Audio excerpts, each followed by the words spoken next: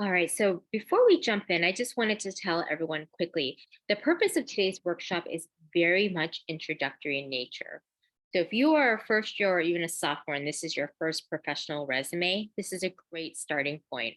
After you have completed your initial resume, you're going to have multitude of resumes that are geared towards different industries or maybe different opportunities. For example, a summer position versus an internship. So, again, this is introductory in nature, and your resume will continue to evolve with every class year and every experience.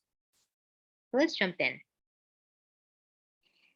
So, for those of you who are wondering, I haven't done anything and I don't know what to put on my resume, I want to reassure you, you have a lot of experiences that you probably didn't even think were relevant to put on your initial professional resume. And that's where an advisor can absolutely help you with that to brainstorm so that we can hear your story and you can walk through, oh, so yeah, that's right. I did do that last summer, or I didn't even realize that could be part of my resume. So I want to reassure you if you're in the pool of, well, I really don't think I have anything to share, we can absolutely help you with that. And so, with that being said, I do want to show you a clip. It's a very funny, lighthearted clip, but it does show and explain how unique your resumes are. Trust Pottermore anymore because it resorted me into Ravenclaw when I am clearly a Gryffindor. No, I can kind of see you as a Ravenclaw. Well, I'm a Slytherin through and through. Have you even read Harry Potter? No, but you just know these things. Fun fact, I was captain of my Quidditch team in high school. Of course you would. I thought you were captain of everything in high school. I mean, not everything. Stop playing. You know you ran it all, Ash. Guess I was kind of a lot in high school. I was student body president, most likely to succeed. Dominican Republic in the Model UN. Unfortunately, I was also really annoying. Oh, Mr. Collins, do we still have that two-page paper on the Roman Empire tomorrow? Yes, Oh, we Ashley. do. Hey, fine. What? It's fine. You should have done the work anyway. What were you like in high school, Elabella? Well, I guess you could say I was kind of a jock. I pretty much played every sport: basketball, softball, lacrosse, even a bit of chess at one point. Check me, mother. Wow. Wow, impressive. I was kind of the complete opposite of that in high school. Do tell. I think I was kind of a weirdo. I mean, I worked at the library and sorted books. I was vice president of the Lyrical Interpretation Club, which was pretty much just people sitting in a room listening to music. Yeah, I didn't have a lot of friends and I drew a lot. Also, everybody thought I was in a cult. So it's weird. Yeah. Oh, Sarah. I mean, it's fine. I have friends now and I did not succumb to cult life. Wait, Quinta, what were you like in high school? Oh, I was cool. Is that it? Cool? What does that even mean? Just like cool. I was popular, homecoming queen, dated the cutest guy in school. He was a rapper slash basketball player. I ran the pep squad. I was a dancer. T-Pain brought me on stage during a concert once. The T-Pain? I still get an auto tune. Yeah. Do you guys think we would have been friends in high school?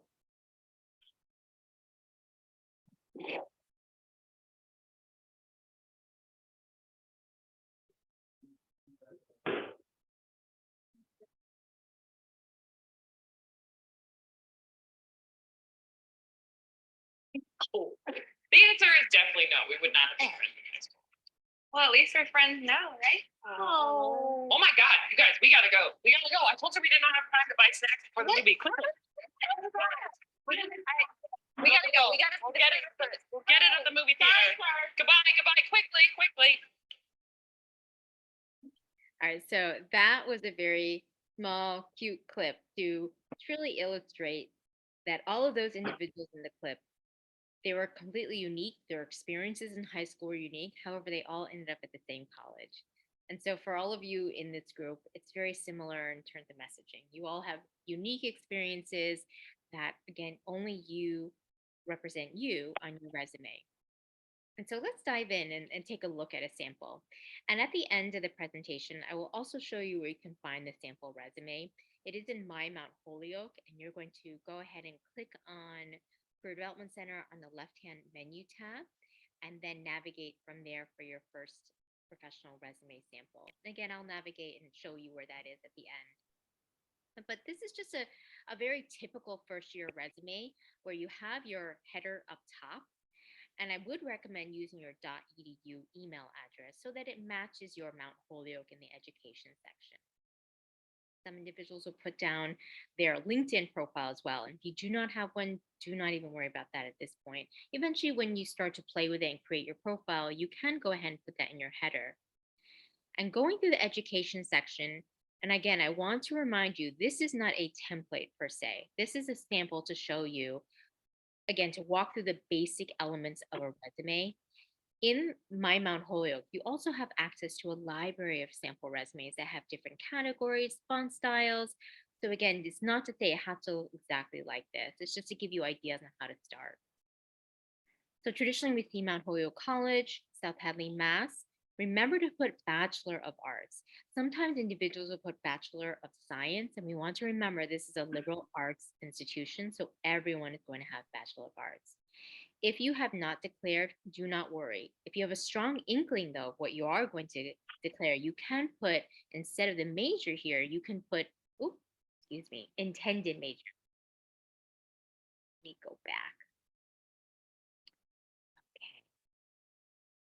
So you can put intended major, and then again, expected May, the year that you're going to graduate. GPA, and again, that's very personal. If you decide to put that on there and you're comfortable, great. And if you're not sure, you can always talk to one of our advisors. Courses are classes that you indicate that are relevant to the position you're applying for. So if you're applying in your goal is this summer a particular type of internship and you've taken classes that complement that, by all means, go ahead and list them. Please do not put the abbreviation. So for example, if it says ECON 101 and then the name of the class, get rid of that number and the abbreviation and just put the actual name of the class. And again, avoid columns. So I've also seen individuals put a class name on each individual line. You want to follow this format where it's a row format, X, comma, Y, comma, Z. Any honors and awards you can list. And then also do not forget to put your high school information. So this person has Cape Cod Community College. You would put the name of your high school, the location, the month and year you finished, and put the word diploma. Or if you're an international student and you have a particular phrase you have for a high school diploma, go ahead and put that in as well. So that's a typical education section. Experience, you want to think backward. Think of everything you've done present all the way back to high school. You're going to start with most recent to least recent. That is called the reverse chronological order. And a typical style we'll see is job title, comma, the name of the organization, city, state, or city and country, month, year to month, year. And then bullet points. Make sure that each bullet point starts with a very strong action verb. And let me give you a tip on strong action verbs. Strong action verbs are verbs that if you cover the rest of the content and only looked at the verb itself, it would almost act as adjectives of skill sets. For example, researched, conducted, managed. That gives me an idea of a potential intern that you would be, versus if you have things like helped or responsible for, it doesn't give me enough information and it forces me to read the rest of the bullet. So think about once you write your cover letter, cover the content and only look through the verbs. Once you look through the verbs, ask yourself, do they seem like almost like great adjectives or characteristics that I bring to the table? If they're not, we also have a cheat sheet of action verbs that can help you replace them. So again, if you notice this individual has 3 opportunities, then an activity section, make sure the activities also follow the same format. Job title, comma, org name, city, state, month, year, bullet with action verbs. And again, if you're thinking, well, I have a lot of things from high school, but not so much right now in college, that's okay. Because you list your high school information in the education section, you can also list that in the activities. Last, you have your skills section, computers, languages, and these are just some examples. Again, the sample resumes you have access to will also give you different ideas of what to put in here. For example, if you're a CS major, you probably have a lot of tech skills you're going to list. If you have multiple languages, make sure you put down the level of fluency, conversational versus fluent versus basic, etc. There are questions usually I get, what font size should I use? What margins? You definitely want to play with that. As your junior and senior year progresses, you're going to have more and more content. And so the margins will probably organically get smaller. Same with the font. Right now, you may start large with font 12. And as you start to add more and more content, you'll probably start to reduce it down to 10 or 10.5. So again, these are some tips that I provided on the resume. You're going to have a one-page resume versus a master resume. At this point, put everything from high school. That's probably going to get you to maybe a page and a half or even more than that. And that's okay. When you start to apply for internships, that's when you're going to scan that master resume and decide what to put on your one-page resume. And if you're unsure, please come to Career Studios and we can help you with that. And we'll talk about what Career Studios are at the end. Again, text size 10 to 12. Recommended fonts, the sample resumes show you all different font styles that we've seen. Margins, anywhere from 0.5 to an inch. The larger the margin, though, the less usually content you have on your resume. So we want to make sure that the document looks full without looking like there's too much white space. So again, we can help you with that as well. Reverse chronological order. All that means is think of today backwards. So most recent to least recent. I've had students put no references available upon request at the very bottom. We want to make sure that's removed. We don't traditionally see that anymore because if the employer requires references, you will supply them. And please, please, please, no templates. I know they're very alluring and stylistically you may prefer what the visual aspects are. If that's the case, just make your own and put that in a blank document. The reason why that is when you use a template, employers use an ATS, which is basically a system where they screen your resume, and these templates do not get read. And so you want to make sure that anything you submit allows you to ensure that your document is being read. And secondly, as you progress into your junior, senior year, you'll notice you add more and more content, and templates are not easy to navigate and they aren't flexible with adding additional content. So I would say if you've already started a template, start with a blank document. Google Doc is my favorite because you can basically use it anywhere you are.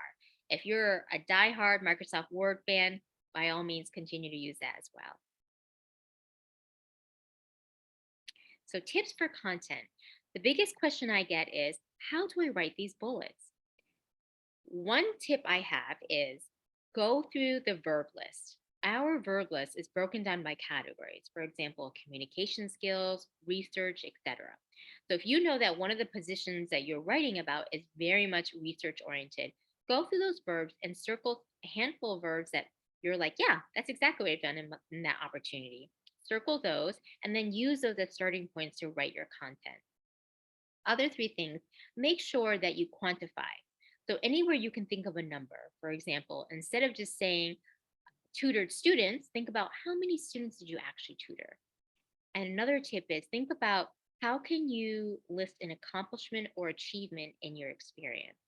So I've had individuals pick a great action verb, they'll put in and quantify where appropriate, but the accomplishment, the aha, the thing you're most proud of, sometimes is missing in those bullets. So go through your bullets and ask yourself, what is the most amazing achievement I've had or I'm most proud of that perhaps you've forgotten to add? And some FAQs that we talked about, what if I haven't done anything? I promise you, you have done amazing things that you may have just forgotten or not thought, oh, that's right, I can include that in my resume. Should I include a photo? Please do not include a photo for a US resume because it is illegal in terms of information like date of birth, marital status, those types of information. But in terms of applying for opportunities abroad, you will see photos that are requested. And if you have a specific resume you're applying for an opportunity that is outside the US, please come and see us and we can help guide you through that. Again, we talked about templates. Please avoid using a template.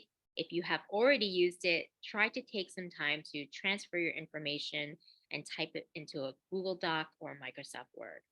Same thing with references. That's very old school. It used to be part of the templates when I was a student. It was always automatic at the bottom of the page. And now we want to make sure that is not included. So this is the verb list that I was discussing. It's broken down by categories: research, organizational, people skills, etc. So you can go through these and pick the category first that pertains to the position that you are talking about and see if any of those action verbs make sense to you. So for example, if you were a camp counselor, I would probably take a look at the communications people skills category first. Go through and ask yourself, oh, okay, so I absolutely influence. Who did I influence? I influenced children. Well, how many? And then again, if you think about what are you most proud of, your accomplishments, perhaps you're most proud of being a strong mentor. So, for example, influence is the verb. Influence how many? Up to 30 counts students in summer camp. And if you ask yourself, okay, can you push it a little bit further by talking about what you're most proud of? Mentoring. So again, if you put all of that together, that is a very full bullet. Now, I mentioned career studios before. Career studios, kind of like office hours, but working open. So, what that basically translates is every Monday, Wednesday, Friday for this semester, you can come in at those designated times and spaces and just bring what you have. Ask questions. We'll give you some tips and advice and leave you to work on it and then come back again. So, career studios can be found in Handshake, but let me tell you when they are. They're Mondays, 11:30 to 1:30, and that is in the CDC. And then Wednesdays, 5:30 to 7:30, that's in Blanche 227, and Fridays, 11:30 to 3:30, back in the CDC. Again, those are times where you do not need to have an appointment. You can come and go as you please within those time frames, and it's a great way to get your resume critiqued. I would say at this point, next steps after you've completed this workshop and come to Career Studios and finished your resume or still working on it is to attend our cover letter workshops. The cover letter and the resume are usually two most popular documents when you're applying for a position that they will be asking for. The cover letter is a supplemental document that explains why you are the best candidate for the position you're applying for. And again, if you go into Handshake and type in cover letter in the events page, it'll list all the cover letter workshops. And I would highly recommend to attend one of those. So remember, your experiences are unique.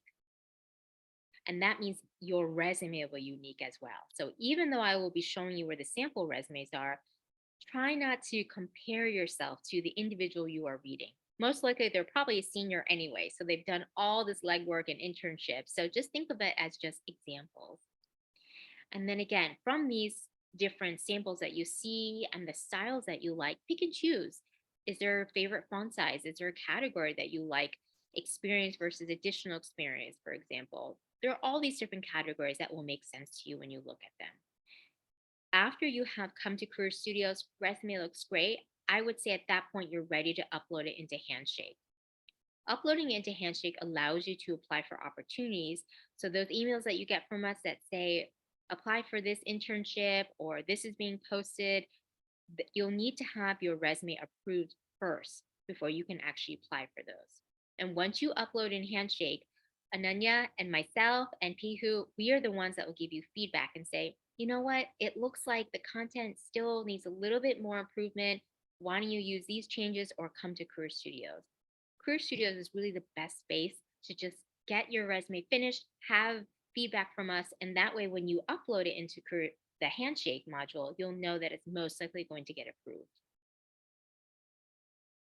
All right, so now I'm going to stop sharing and also stop the recording so that you can now ask questions.